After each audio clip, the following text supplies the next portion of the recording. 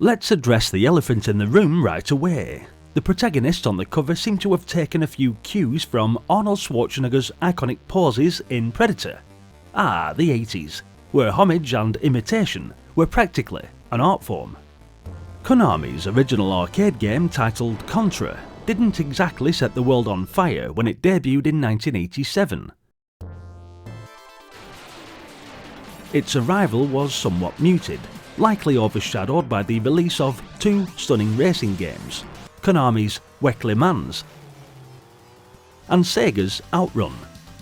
Yet, despite its lukewarm reception, Ocean Software picked it up and converted it for the Commodore 64 in the UK, rebranding it as Gryzor, while keeping the original name for the US audience. Gryzor is a shoot-'em-up. Well, actually, a mashup of 3 different shoot-'em-up styles, spread across 8 levels. You take control of crack Commodore Lance Gryzor, tasked with battling through enemy outposts and ultimately taking down a mothership. That'll certainly look good on his CV. According to Gryzor, Earth's future looks bleak. An alien race called the Durs, who sound like they might struggle with basic mathematics, have infiltrated Earth's defences and built strongholds in uninhabited areas. In the first level, you'll navigate a horizontally scrolling landscape, dodging or dispatching enemy soldiers and gun emplacements. You start with a low-powered rifle, but collecting pods along the way grants you access to one of 4 more powerful weapons: rapid fire, laser, scatter, or shield. The catch? You can only wield one at a time. Why do all games in this genre seem to have weapon commitment issues? Of course, the obligatory enemy forces are on your tail, and this is what annoyed me greatly about Gryzor. It's initially very tough. Game after game I was stuck on the first section, and I can tell you this was pretty frustrating, but my perseverance speaks volumes about the game's addictive nature. Plus, a nod to the cracker groups for helping me navigate my way through the video. Once you've blown a big hole in the enemy base, you'll need to traverse a network of tunnels to reach the control room. Just watch out for patrolling guards, who are best dealt with before they get a chance to aim their weapons, and those pesky electric barriers that require a switch to be destroyed for you to proceed.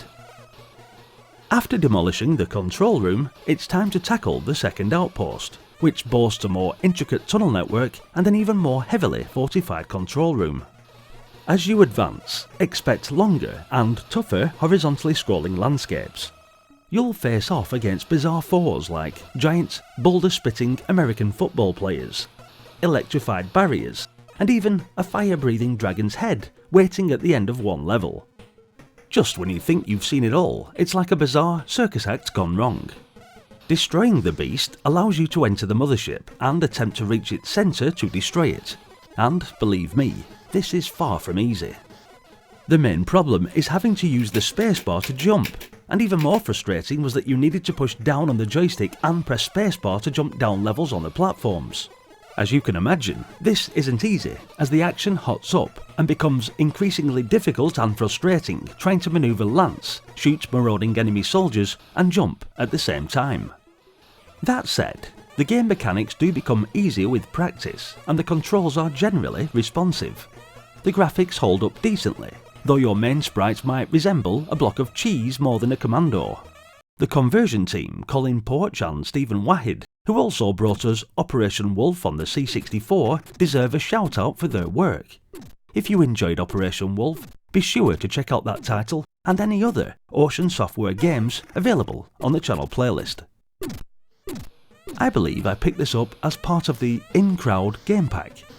The game is quite challenging and a bit on the short side, but it definitely has that addictive, just one more go appeal. And let's give a shout out to the Ocean Loader music, definitely a nostalgic highlight. Thanks for watching, guys. What did you think of Gryzor for the Commodore 64? Hit the like button if you enjoyed the video, and let us know in the comments section. As always, your ongoing support is massively appreciated, but do be sure to check out the other playlists for more nostalgic Commodore 64 games.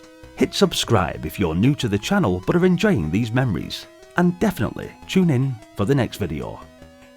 Until then, bye for now.